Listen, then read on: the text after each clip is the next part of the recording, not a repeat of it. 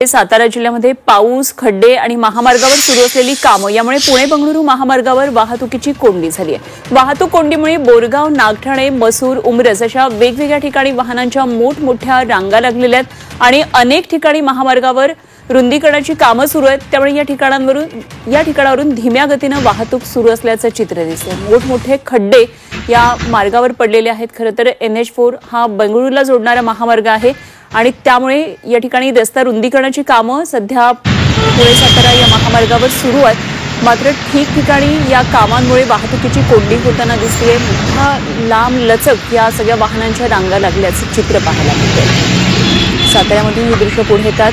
वाहन चालक सध्या हैराण झालेत। मोठी कसरत करत या खड्ड्यांमधून त्यांना आपली वाहनं पुढे दामटावी लागतात। मोठ्या प्रमाणात या संपूर्ण महामार्गावर ठिकठिकाणी ही कामं सुरू आहेत। रस्ता रुंदीकरणाची कामं आहेत, काही ठिकाणी पुलाची कामं सुरू आहेत। कशा पद्धतीने कामं सुरू आहेत, कशी वाहतुकीची कोंडी होते जाणून घेतले आमचे प्रतिनिधी तुषार तपासे यांनी।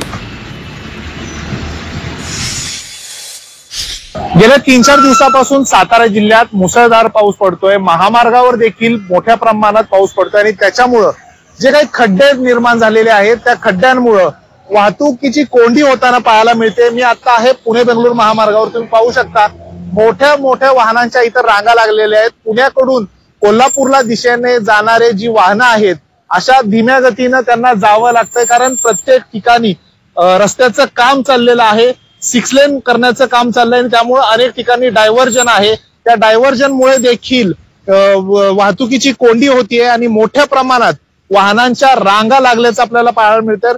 2 ते 3 किलोमीटरची रांग या ठिकाणी आता लागल्याचं इथं पाहायला मिळतंय। वाहतूकदार जे आहेत किंवा वाहन चालक आहेत त्यांना या समस्येचा त्रास सहन करावा लागतोय। अनेक महिन्यांपासून या ठिकाणी ही अशाच पद्धतीनं कोंडी होतीये। मोठमोठे खड्डे आहेत, त्याबरोबर डायव्हर्जन आहेत। रस्त्याचं काम चाललंय ते पण धीम्या गतीनं सुरू आहे आणि त्यामुळं लोकांना त्रास होतोय। त्यात पावसाळ्याच्या सुरुवातीलाच अशा पद्धतीनं वाहतूक कोंडीचा सामना इथल्या वाहनधारकांना करावा लागतोय। तुषार तपासे, झी मीडिया, सातारा।